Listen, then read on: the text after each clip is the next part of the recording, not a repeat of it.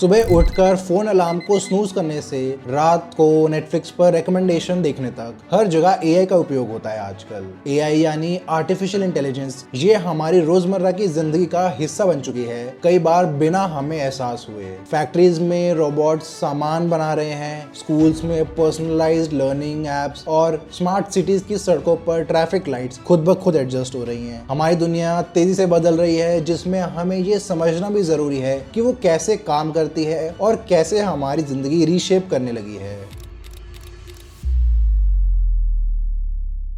ये सवाल हर इंडस्ट्री में गूंज रहा है, क्या रोबोट्स हमारी नौकरियां छीन लेंगे? एआई और ऑटोमेशन का सबसे पहला असर जॉब्स पर ही दिखता है। ऑटोमेशन का मतलब होता है मशीन द्वारा रिपीटेटिव काम करवाना जो पहले लोग करते थे, जैसे कई फैक्ट्रीज में देखने को मिलता है, खासकर ऑटोमोबाइल इंडस्ट्री में। इसमें ज्यादातर एआई और ह्यूमंस मिलकर काम करते हैं, साथ में कॉम्प्लेक्स टास्क को भी। और जो अब जनरेटिव एआई उभर के आया है पिछले कुछ सालों में, जैसे चैट जीपीटी, गूगल जेमिनी वगैरह, तो ये अब टेक्स्ट, इमेजेस और कोडिंग वगैरह सारे काम कर सकता है तेजी से, कई लोगों के बराबर और कई बार तो बेहतर तरीके से भी। तो लोगों में इसका डर तो स्वाभाविक है, मगर हकीकत इतनी खतरनाक भी नहीं होगी। कई स्टडीज प्रेडिक्ट करती हैं कि आने वाले दशक में बहुत सारी जॉब्स इंपैक्ट होंगी, लेकिन पूरा जॉब खत्म होने से ज्यादा बदलाव नेचर ऑफ जॉब्स में होगा। जो लोग एआई के साथ काम कर पाएंगे उनकी प्रोडक्टिविटी बढ़ेगी और ज्यादा टाइम कंज्यूमिंग काम जल्दी किए जा सकेंगे, जो कि ओवरऑल इकोनॉमी के लिए भी अच्छी खबर होगी। वर्ल्ड इकोनॉमिक फोरम की एक रिपोर्ट के अनुसार क्लरिकल और एडमिनिस्ट्रेटिव जॉब्स पर सबसे ज्यादा असर पड़ेगा। पोस्टल सर्विस क्लर्क्स और बैंक टेलर्स जैसे रोल्स लगभग 25% तक घटेंगे, ऐसी संभावना है। कैशियर और डेटा प्रोसेसिंग जॉब्स जैसे अकाउंटिंग में भी एआई बड़ी तेजी से रूटीन टास्क संभाल रही है। मगर ऑटोमेशन हर जॉब को फुली रिप्लेस नहीं कर सकती, उनको बस हेल्प कर सकती है। मैकेंजी की रिसर्च के अकॉर्डिंग 5% से कम जॉब्स ही पूरी तरह ऑटोमेट की जा सकती हैं और करीब 60% जॉब्स में 1/3 टास्क ऑटोमेट कर सकते हैं लोग। मतलब जॉब रोल बदलेगा लेकिन खत्म नहीं होगा। जिन कामों में क्रिएटिव थिंकिंग, लोगों को मैनेज करना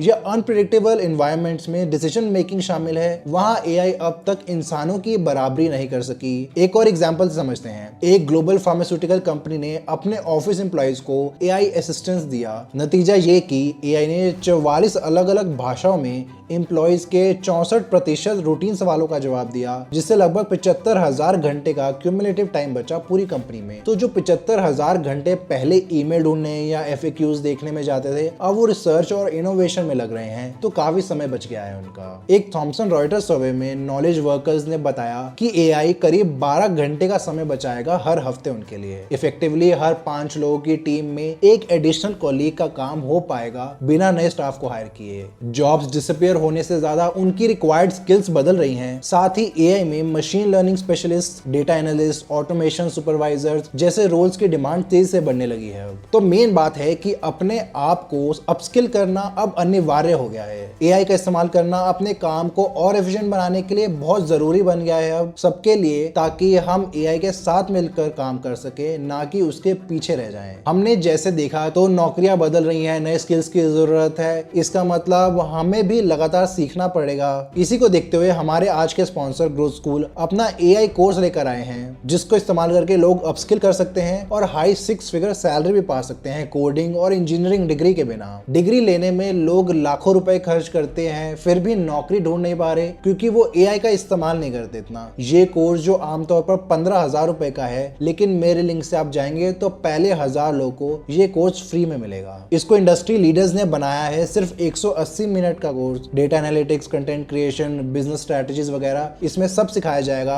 जो सभी टेक और non tech working professionals, entrepreneurs, founders सबके लिए सूटेबल है। जो लोग एआई स्किल्स अपडेट कर रहे हैं वो मार्केट के टॉप 5% में आते हैं और जो नहीं कर पा रहे वो पीछे छूट जाते हैं। 2 मिलियन से ज्यादा लोग अपने करियर को स्पीड से बढ़ा चुके हैं, तो आप भी आगे निकलें। इस कोर्स को ज्वाइन करके नीचे दिए गए लिंक पर क्लिक करें। जनरेटिव एआई के बारे में जाने तो ये एआई की वो ब्रांच है जो नई चीजें बना सकती है शुरुआत से, जैसे नई बातें लिखना, नई इमेजेस इमेजेस बनाना, म्यूजिक या वीडियोस वगैरह, ये सब जनरेटिव मॉडल्स बड़े बड़े न्यूरल नेटवर्क्स होते हैं जो लाखों करोड़ों डेटा पॉइंट्स पर ट्रेन किए जाते हैं। फिर उनसे सीखे पैटर्न्स को इस्तेमाल करके वो बिल्कुल ओरिजिनल आउटपुट निकाल सकते हैं, जो कि पहले पॉसिबल नहीं होता था। आसान भाषा में ये पुरानी चीजें देखकर सीखते हैं खुद और नई चीजें बना पाते हैं अपनी मेमोरी से। जैसे चैट जीपीटी जो है, उसे इंटरनेट के करोड़ों अरबों शब्दों, किताबों, आर्टिकल्स वगैरह सब पर ट्रेन किया गया। तो अब इससे कुछ भी पूछो, जैसे explain quantum physics in Bollywood song style, तो ये कुछ सेकंड्स में आपके लिए ओरिजिनल सॉन्ग लिख के दे देगा उसमें।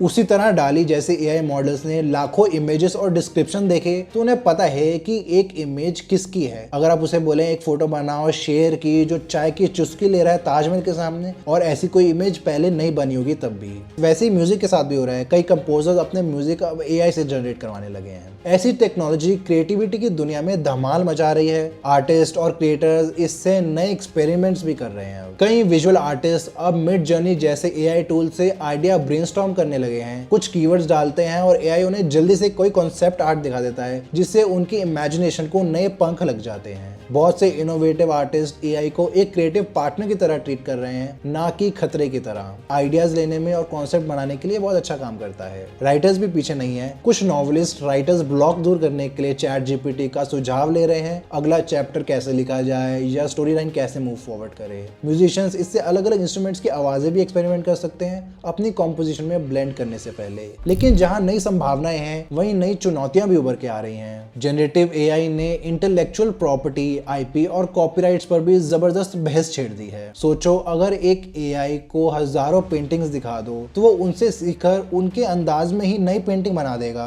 ऐसे में ओरिजिनल आर्टिस्ट को लगता है कि उनका स्टाइल चुरा लिया गया है, इसलिए कुछ लीगल केसेस भी शुरू हो गए हैं इस पर। 2023 में गेटी इमेजेस, जो दुनिया की सबसे बड़ी स्टॉक फोटो कंपनी है, उसने स्टेबिलिटी एआई पर मुकदमा दर्ज किया, ये कहते हुए कि उनके 1.2 करोड़ इमेजेस बिना इजाजत के ट्रेनिंग डेटा में इस्तेमाल किया है स्टेबिलिटी एआई ने। इसका सबूत भी साफ दिखता है, जब उनके एआई से इमेजेस जनरेट होती हैं तो उनमें हल्का सा गेटी इमेजेस जैसा वाटरमार्क लोगो दिखता है। गेटी ने इस पर 1.7 बिलियन डॉलर्स का डैमेजेस क्लेम किए हैं। इसके अलावा कुछ जाने माने आर्टिस्ट जैसे एक प्रसिद्ध डिजिटल आर्टिस्ट जिंगना जेंग भी केस कर रहे हैं स्टेबिलिटी एआई के खिलाफ, ये कहते हुए कि उनकी आर्ट बिना परमिशन के डेटा में फीड की गई। कानून भी अभी बिल्कुल नया है इस मामले में, कोई साफ प्रेसिडेंट नहीं है, इसलिए एआई की ट्रेनिंग के लिए क्या क्या इस्तेमाल किया जा सकता है और क्या क्या नहीं किया जा सकता है, ये सब कोर्ट्स डिसाइड करेंगे। आने वाले सालों में कोर्ट जो डिसाइड करेंगे उससे पता चलेगा कि ये डेटा यूज करना फेयर यूज है या चोरी। इस तरह राइटर्स और एक्टर्स भी परेशान हैं। हॉलीवुड में तो एआई से स्क्रिप्ट लिखने और एआई से एक्टर के डिजिटल रेप्लिकास बनाने पर हड़तालें भी हुई हैं।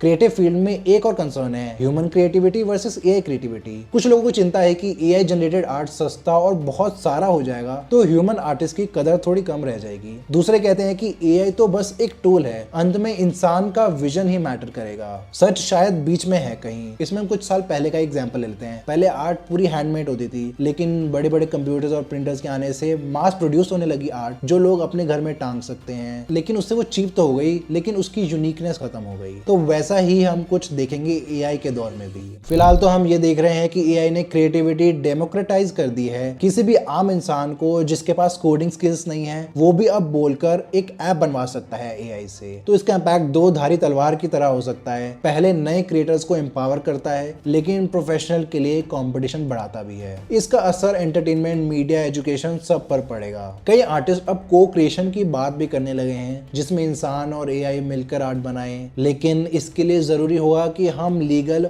और एथिकल बाउंड्रीज सेट करें प्रॉपर्ली, जैसे एआई को ट्रेन करने के लिए कंसेंट, क्रेडिट और कंपनसेशन का सिस्टम। अभी तो शुरुआत है, देखते हैं आगे क्या क्या होगा। अब अगर उस फील्ड की बात करें जहां एआई के आने से सबसे सीधा फायदा इंसान की हेल्थ को हो सकता है, तो वो है हेल्थ केयर। तो यहाँ भी अब एआई बड़ी चीजें करने की क्षमता रखता है। अस्पतालों में एआई डॉक्टर का रोल तो नहीं ले रहा, पर डॉक्टर के एक्स्ट्रा आंख और दिमाग बनकर उभर रहा है। डायग्नोस्टिक साइड में हमारे पास आज कॉन्वोल्यूटेड न्यूरल नेटवर्क CNN जैसे एआई मॉडल्स आ गए हैं जो एक्सरे, एमआरआई, सीटी स्कैन्स वगैरह को पढ़ने में एक्सपर्ट होते जा रहे हैं। CNN को ट्रेन किया उन्होंने हजारों लाखों ऐसे स्कैन्स दिखाकर जहां पहले से बताया गया कि कहां ट्यूमर है, फ्रैक्चर या कोई और दिक्कत, तो वो उसका इस्तेमाल करके नए स्कैन्स में बारीकी से पैटर्न्स पकड़ सकता है जो कभी कभार इंसान भी मिस कर जाए। उदाहरण के लिए गूगल ने एक एआई मॉडल डेवलप किया ब्रेस्ट कैंसर स्क्रीनिंग के लिए। लाखों मेमोग्राम इमेजेस दिखा दिखाकर जब इसे टेस्ट किया गया तो इसकी परफॉर्मेंस ना सिर्फ टॉप रेडियोलॉजिस्ट जितनी अच्छी बल्कि कुछ मामलों में बेहतर भी थी। इसमें एआई ने फॉल्स नेगेटिव्स यानी कैंसर होते हुए भी जिसको डॉक्टर मिस कर देते हैं उसको 9.4% तक कम कर दिखाया।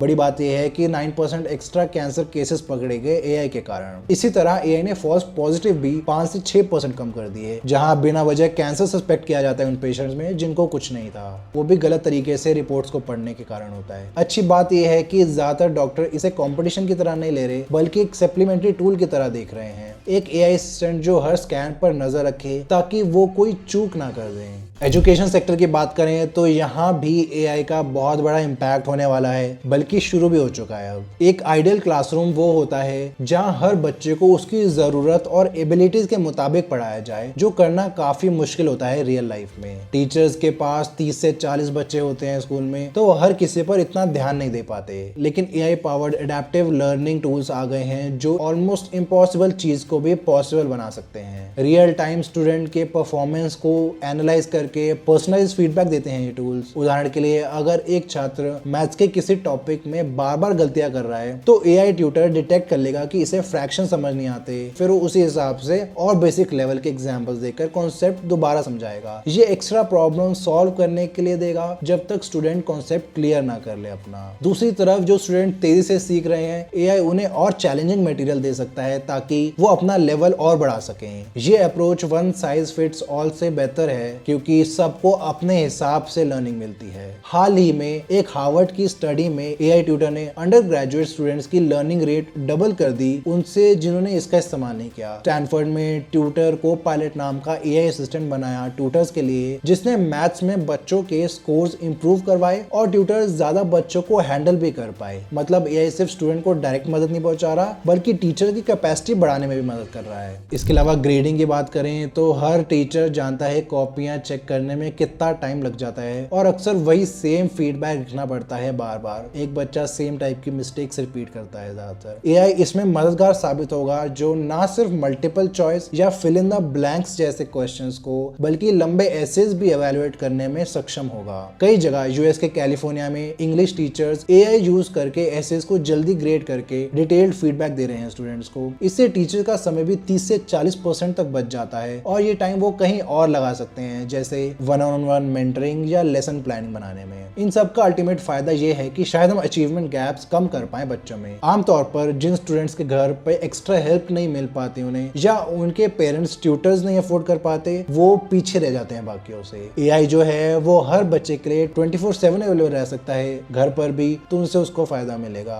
होमवर्क में फंसे तो एआई से पूछ सकते हैं। टीचर्स के लिए अगले दिन स्कूल में जाने की वेट नहीं करनी पड़ेगी। एक बच्चा अपने गाँव में बैठकर भी अगर ऐसा एआई टूल से पढ़ रहा है तो शहर के अच्छे से अच्छे स्कूल वाले बच्चों से भी कम्पीट कर सकता है। यही बराबरी लाने की क्षमता है इसमें, जो कि बहुत बड़ी चीज है। इसका मतलब ये नहीं है कि टीचर्स की जरूरत खत्म हो जाएगी, लेकिन वही है कि इसको बेहतर तरीके से कैसे इम्प्लीमेंट किया जा सकेगा। रोल शिफ्ट हो जाएगा बस टीचर्स का। रिपीटेटिव वर्क एआई को दिया जा सकता है ताकि टीचर्स क्रिएटिविटी और मेंटरिंग पर ज्यादा ध्यान दे सकें। हमने इस वीडियो में एआई की सिर्फ कैपेबिलिटी नहीं, उसकी चुनौतियां भी डिस्कस की। Jobs, creativity, health care, education वगैरह में इन सबके फाउंडेशन में एक बड़ी चीज है ट्रस्ट। क्या हम एआई पे पूरी तरह भरोसा कर सकते हैं? जब हमें समझ आएगा कि ये क्या कर रही है और क्यों, और हमें यकीन होगा कि इसके इस्तेमाल पर कुछ नियम कानून हैं जो इसके गलत इस्तेमाल से बचाएंगे हमें, तो हमारा ट्रस्ट इसमें बढ़ेगा।